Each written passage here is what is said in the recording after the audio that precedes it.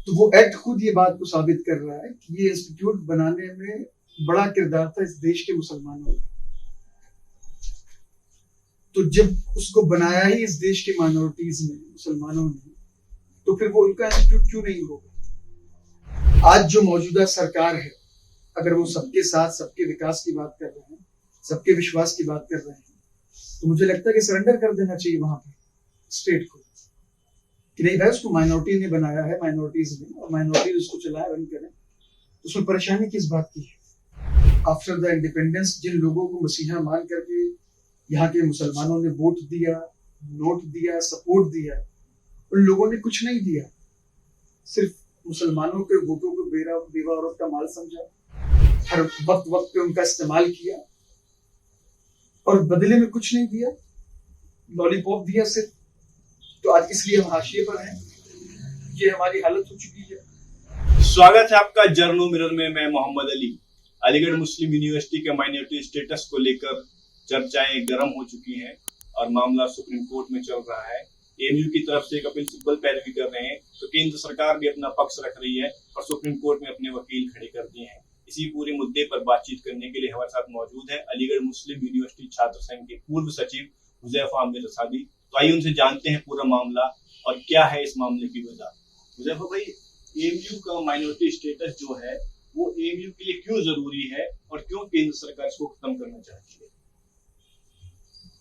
देखिए, स्टार्टिंग से अगर हम लोग बात करें तो एएमयू अगर हिस्ट्री में हम लोग जाएं तो 1877 में जो फाउंडर हमारे सर सैयद अहमद खान साहब, उन्होंने एक कॉलेज की शुरुआत की थी, एमएओ कॉलेज करके, मोहम्मदन एंग्लो ओरिएंटल कॉलेज। फिर तकरीबन 20-25 साल के बाद 1920 में उस टाइम जो लेजिस्लेटिव काउंसिल थी, वहां से एक्ट बना करके उसको अलीगढ़ मुस्लिम यूनिवर्सिटी बनाया। और 1920 का एक्ट ये कहता है कि Aligarh Muslim University was built by the Muslim of India, for the Muslim of India in particular, and for the Indian citizen in general. तो वो एक्ट खुद ये बात को साबित कर रहा है कि ये इंस्टीट्यूट बनाने में बड़ा किरदार था इस देश के मुसलमानों का।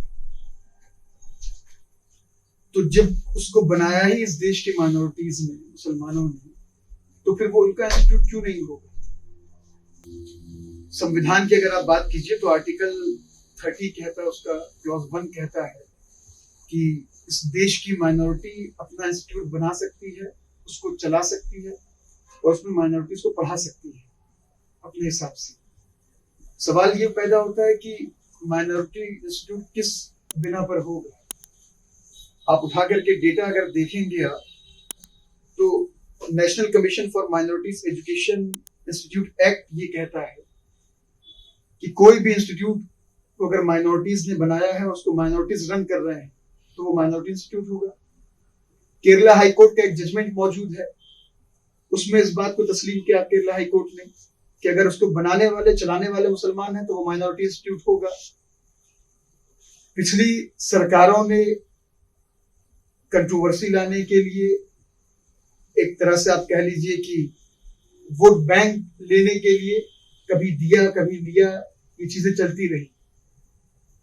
आज जो मौजूदा सरकार है, अगर वो सबके साथ सबके विकास की बात कर रहे हैं, सबके विश्वास की बात कर रहे हैं, तो मुझे लगता है कि सरेंडर कर देना चाहिए वहां पर स्टेट को, कि नहीं भाई उसको माइनॉरिटी ने बनाया है, माइनॉरिटीज ने, और माइनॉरिटीज उसको चलाए, रन करें, तो उसमें परेशानी किस बात की है?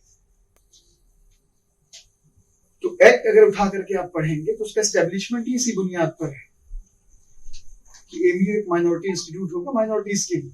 लेकिन हुजैफा भाई, बात तो ये है ना कि आरोप है और लोग कह भी रहे हैं और सच्चाई भी है इसमें कि जिस यूनिवर्सिटी को सरकार फंड कर रही है सरकार के नियमों के हिसाब से चलेगी ना।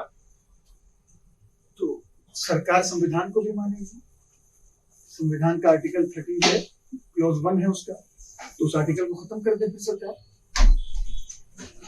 सरकार चलेगी। सरकार संविधान से ही है। संविधान जब खुली छूट दे रहा है इसको,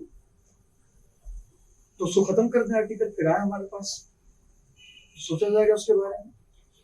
अच्छा, कुछ तथाकथित बुद्धिजीवी सोशल मीडिया पर डिबेट कर रहे हैं। वो कह रहे हैं कि अलीगढ़ मुस्लिम यूनिवर्सिटी में SC ST के लिए रिजर्वेशन नहीं है, इसलिए इसको माइनॉरिटी स्टेटस को खत्म करके इसको नॉर्मल जनरल यूनिवर्सिटी बनाया जाए, ताकि SC ST भी को यहाँ पे रिजर्वेशन मिल सके और वो भी पढ़ा सके। जाहिल लोग हैं जो इस तरह की बात कर रहे हैं। कितने माइनॉरिटी इंस्टीट्यूट है देश के अंदर? तमाम यूनिवर्सिटीज में SC ST रिजर्वेशन है, हमें तो वहां नहीं मिलता माइनॉरिटीज को वहां पे रिजर्वेशन। अगर वो SC ST की बात कर रहे हैं तो वो इस बात का भी जवाब दे दे, आर्टिकल 341 पे क्या बोलेंगे? आर्टिकल 341 जिस बेसिस पे उनको SC ST रिजर्वेशन मिलता है, उस एक्ट में आज तक मुसलमानों और क्रिश्चियन के को दूर रखा गया है, जो तबका हमारा SC ST में आता है। हमारे यहाँ जो नीचे का तबका है, जो कॉन्स्टिट्यूशन ने जिसपे बेसिस पे डिवाइड किया है, आर्टिकल 341 आया ये हुआ कि SC ST रिजर्वेशन मिलेगा उसमें। वो पहले सबके लिए था। 1950 में पंडित जवाहरलाल नेहरू की सरकार ने उसमें अमेंडमेंट करके लफ्ज हिंदू जोड़ दिया कि जो हिंदू SC ST होगा उसको सिर्फ रिजर्वेशन मिलेगा। बाद में अमेंडमेंट किया गया, जैन को दिया गया, बौद्ध को दिया गया, मगर आज तक मुसलमानों और क्रिश्चियनों को नहीं दिया। और इसकी लड़ाई राष्ट्रीय उलमा काउंसिल पिछले 15 सालों से लड़ रही है आर्टिकल 341 को लेकर के। तो इस पे भी बात कीजिए साहब। सबके साथ सबके विकास की अगर बात हो रही है तो आर्टिकल 341 में दो कम्युनिटी को क्यों प्यारे रखा गया? उनको भी ऐड करें उसमें। अच्छा, अगर माइनॉरिटी स्टेटस खत्म हो जाता है उससे प्रॉब्लम क्या है, समस्या क्या है उससे? नहीं, कैसे खत्म कर लेंगे आप? वो माइनॉरिटी इंस्टीट्यूट है, इस देश के माइनॉरिटीज ने उसको बनाया, उनका बड़ा कंट्रीब्यूशन है, एक बड़ा संघर्ष। आप अलीगढ़ मूवमेंट को उठा करके पढ़िए कि उस दौर में किस तरीके से उसको बनाया है। 25 साल जो 1877 से लेकर के 1898 तक, जब तक सर सैयद अहमद खां बाहयात रहे, उनके संघर्षों को पढ़िए।